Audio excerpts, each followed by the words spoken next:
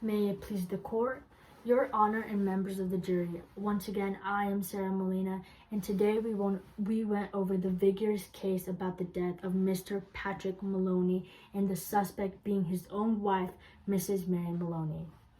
Mrs. Mary Maloney deserves to be charged with second-degree murder. Let's go over the evidence once again that all leads to Mrs. Mary being the killer.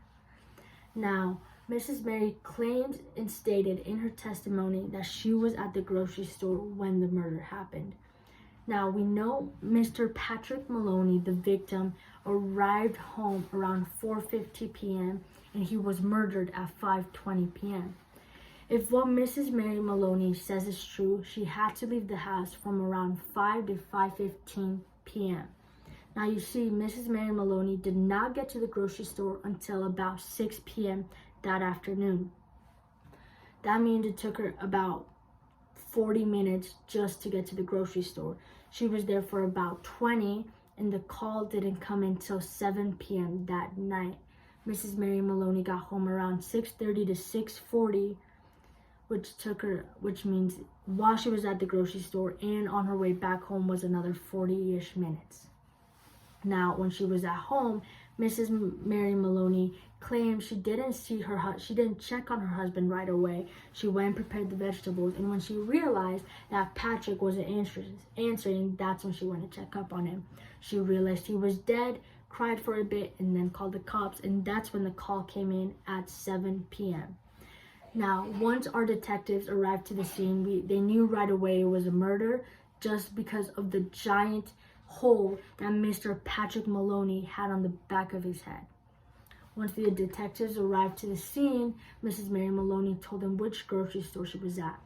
Our detectives left the house, questioned the cashier, Sam, and came back to the house all in 15 minutes. How were our detectives able to do that in 15 minutes? And Mrs. Mary Maloney, it took her just to get to the grocery store about 40 to 50 minutes. While she was at the grocery store, another 20, and then another 40 minutes just to get back. The time is not adding up. So what was Mrs. Mary Maloney really doing during those 40 minutes? Your Honor and members of the jury, Mrs. Mary Maloney was creating the perfect story that she could do and convince the detectives that she is not the murderer, but she in fact is. Now you see, the only issue in her story was the time.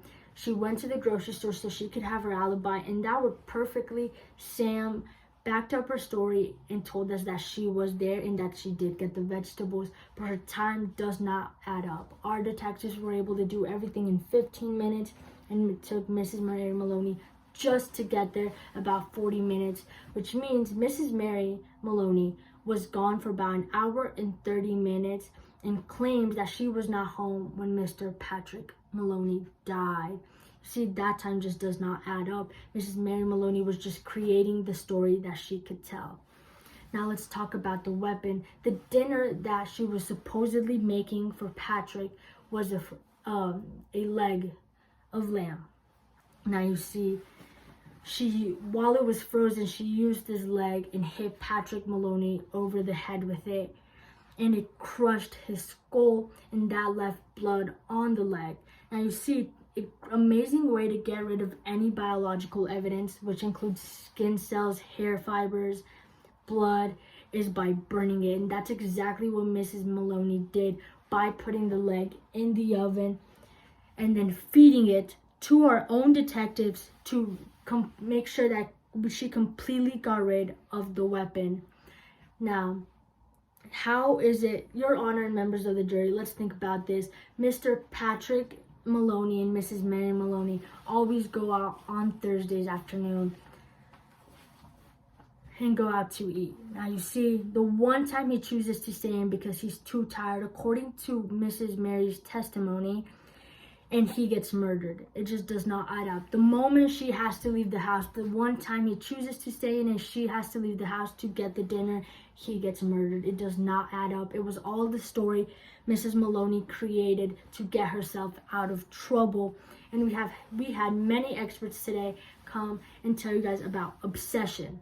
Mrs. Mary Maloney is a well-known member of our society, considering that the victim, Patrick Maloney, was also a part of our own force and worked as a detective with us. Mrs. Mary Maloney was a loving and caring wife, but her obsession got a little too far. Her obsession took over her actions. Her obsession at this point became an addiction to Mr. Maloney.